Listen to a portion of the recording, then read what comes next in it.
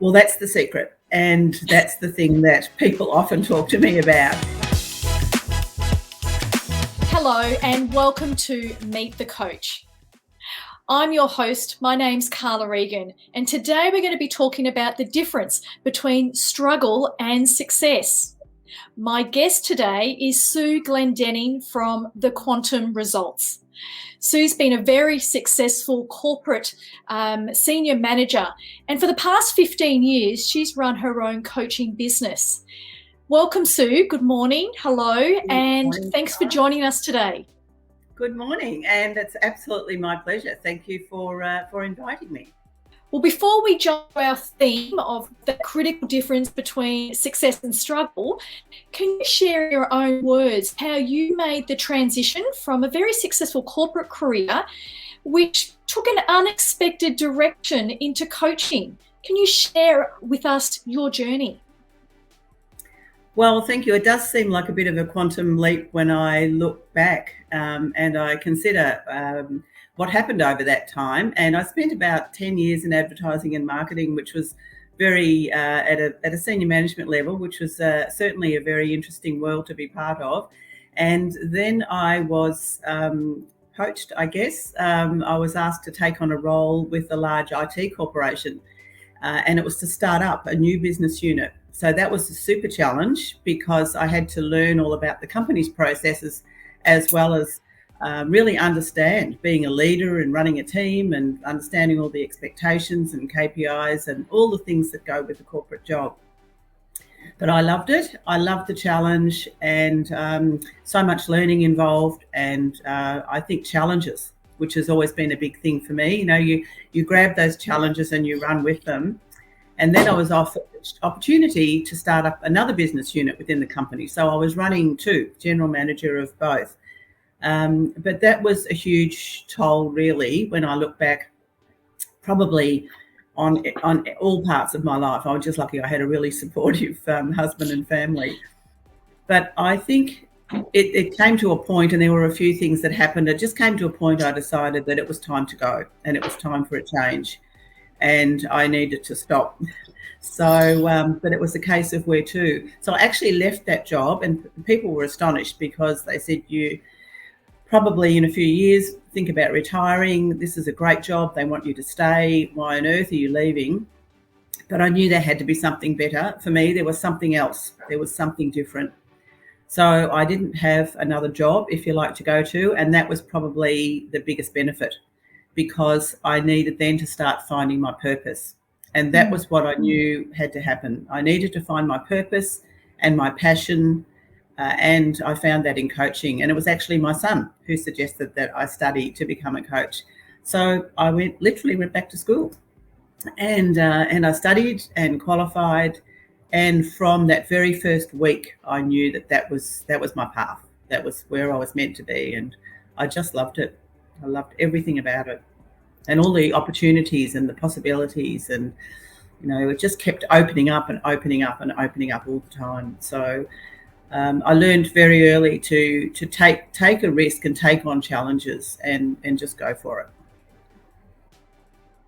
And the coaching industry is benefits from having you join us, particularly given your corporate experience. Now, you've been in coaching since 2014 and it's exploded. The industry is the second fastest growing industry globally. What are some of the changes and some of the challenges that you've noticed, Sue, over that period of time? I think for me, one of the things I've noticed, there are a lot of courses, shall I say, being made available, and people are jumping in, and it's lovely to learn things, and it's lovely to to acquire new knowledge and learn new things. But a lot of coaches out there are not experienced. They're not qualified, and that for me is a big issue. I would be very happy to see the industry regulated, because we work with people on such a personal level. So having that qualification, I'm very fortunate I was able to back that up with my corporate experience. So when I work particularly with women who are either in the corporate space or coming out of that space, I appreciate what they're going through because I've been there. But there have been a lot of changes to coaching. I think one of them, though, that I see is that we do need to regulate the business to make sure that our coaches are qualified and passionate about what they're doing. What's a common myth that you'd like to debunk about coaching and the coaching industry? That's a great question. One of the most common myths, I think, is that coaches will fix you or coaches will change you. And people sometimes come in and say, I just need you to fix me, or I just need to change. Pardon me, can you make that happen? So it's people who make the change. It's our clients who make the change. We just help them. We just make that possible and create the path, and create the possibility. Wonderful, thank you. Coaching is about finding a good fit between the client and the coach. So in terms of the work that you do, Sue, what's an ideal client look like for you? I have male clients as well, but I do love working with women in business because I understand, as I said, what it's like for women out there in the business world, and often in a male-dominated sphere. And I appreciate the role that the males play. I mean, I have two amazing adult sons who are both awesome in their own specific fields. But I know women in business often struggle, and women in the corporate areas often struggle with that sort of male and an old-fashioned thinking for many of them. So I can help them through that. I can help them through those challenges. I appreciate that sometimes that feeling of loss of confidence and not quite having clarity around what you're doing. And that little bit of, as I said, the confidence is a big issue. But being heard, and learning to earn respect. I often talk to people about teaching people how to treat you. So you need to respect yourself and you expect to be respected by other people. And I love working with people in that space. You've written a couple of books, actually, around this topic, and I want to focus on one that I've had the pleasure of reading, and I want to talk about women in business and what inspired you to write that. It came from one chapter. I think it's the one about life balance, and I always refer to it as life balance, not work-life balance, because it's about your entire life. It's not just about work in one area and the rest of your life over here. It's about life balance. So, and so many women speak to me about this, and I appreciate this feeling myself. You think, my goodness, there's so many balls in the air. How am I going to manage all of these things and all of these expectations? And I was just having that conversation one day, and I made some notes, and I thought I might write a short article on this. And it went from there, and the article just got bigger and bigger. And I thought, well, there's also this and there's also this. So it was the issues that I've discussed with women over time. So I just made each of them a chapter and wrote the book. That's where it came from. That's fantastic. And I trust it inspires other people to put pen to paper and express what they want and what they're passionate about.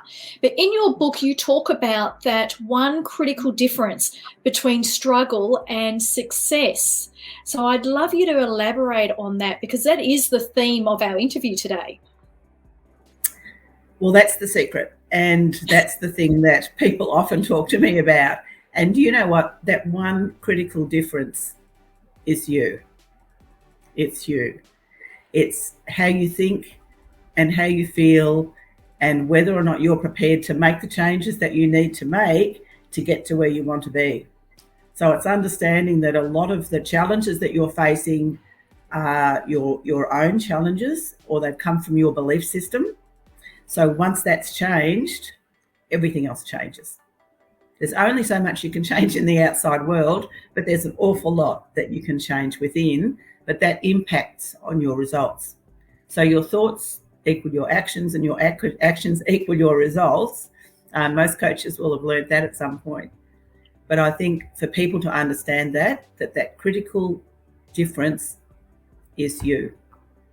The way you think, the way you feel, what you understand about your own thinking, and how that leads to behaviour patterns and what the results that you're getting in life in general. So it's quite simple, really. I love that. And obviously, you unpack that at a greater level with each of your clients. Now, I know you've worked with hundreds of clients over the past 15 years. What's been a really great resource for you, Sue, for your growth and for your business's growth? Resource personally, I think my own intuition, if you like. Trust your gut feeling. I often say to people, trust your instincts. So important to do that. And I have been told quite often that I'm able to read people and get a feeling for what is really going on for them. So they may present with one issue and they're talking about one thing, but I just have a feeling that there's something else going on. And usually, we can peel back those layers fairly quickly to get to the root cause and find out about the core issue. And that's what will drive change. Once you find out what that core issue is, and we can get in and address that, everything else changes. So I suppose for me, it's that trusting my instinct. Fabulous. There's a common theme that's coming across in our interview together is your desire to help people. So let's talk about your business in the current environment. What's the biggest challenge you're facing right now, Sue, and how are you tackling that? Different things happening or things not happening, I suppose. So people aren't able to travel. We can't do face-to-face coaching. There's all of these things that are impacting on the business. So it's adjusting to not only working with clients via Zoom, although I have interstate clients I work with online anyway, but it's about helping them adjust and helping them through that time of feeling disconnected often. So it's not like sitting in the room with somebody where you can connect physically and emotionally. You're trying to do that through a screen. And for many people, that's difficult. So making that adjustment so people feel they're in a really safe and productive environment, and they're in an environment where they can get the result that they want to get and work with you in the best possible way. So I suppose that's been the biggest adjustment for all of us, but also managing people's energy around that, their stress levels around that, and building resilience. I think resilience is a word that we all need to be aware of at the moment, and it's making those adjustments and just looking. I always think, what's another way I can do that? What's another way I can think about that? Instead of saying, I don't have this, I can't do this, it's always, what's another way I could do that? What's a better way to do that? So I always just call them speed humps, and if I'm faced with a speed hump, I either go over it or I go around it, but I never ever let it stop me. I like the terminology speed humps, and people experience them in all different facets of their life. So what's a really good tip to overcome a speed hump that you'd like to share today? Overcome is such a good word. When you think about it and really think about it in context, overcome is a great word. And that's exactly what you're doing. So I often say to my clients, so if you're faced with a speed hump, what do? Do you drive over it? Or do you decide maybe to drive around it? Or do you back up, completely back up and say, I'm just going to retreat from this, it's all too hard? Or do you just sit there? And usually people say, well, of course I go over it. And I said, that's exactly right. You go over it. And then you see what's on the other side. So it's a case of, what is the best way to do this? As I said before, what's another way I can think about that to make this work for me?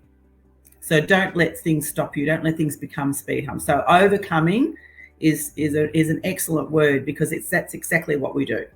We overcome a challenge or a problem, and we move forward, and often to a much better result than what we expected. Wonderful. I love your analogy around that, and I can see how your clients get the results that they're getting because of that. So for someone interested in looking for a coach, Sue, what's a piece of advice that you would give them? My advice is to find the best coach for you. So investigate a little bit, and maybe talk to a couple of coaches, but please find somebody who's qualified, because you're working with a very important thing in your mind. It's your emotions and your mind, and your thought processes. And sometimes we need to dig in there a little bit. So you need to work with somebody that you feel really comfortable with, and that you trust.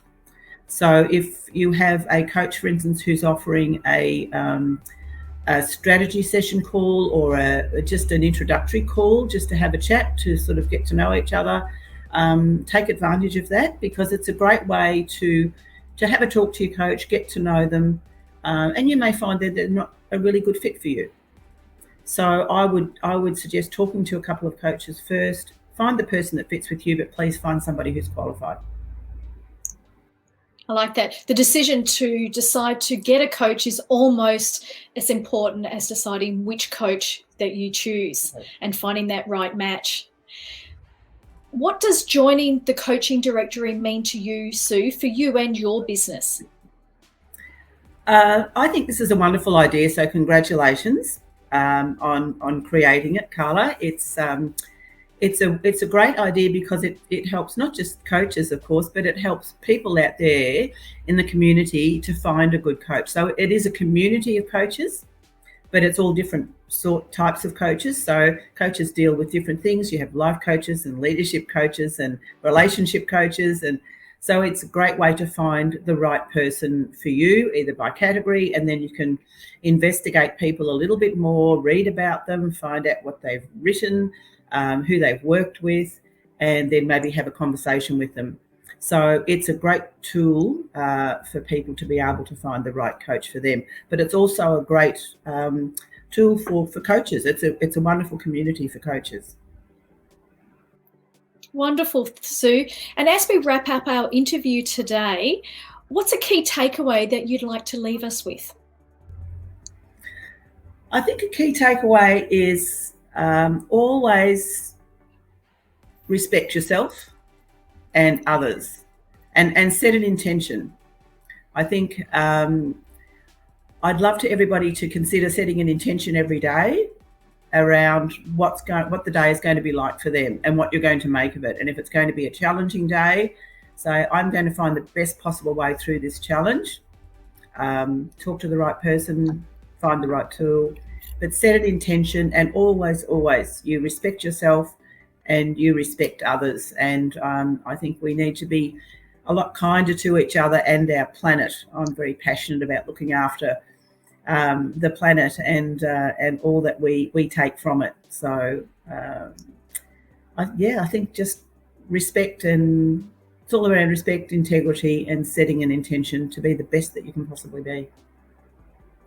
That brings us to the end of our interview. And thank you, Suzanne Glendenning from Quantum Results, for joining us today on Meet the Coach. I've really enjoyed getting to know you a little bit more and understand your journey and how you got into coaching back in 2014.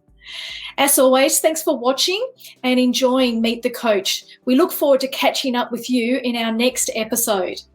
I'm your host, Carla Egan from the Coaching Directory, where we connect you to your ideal coach.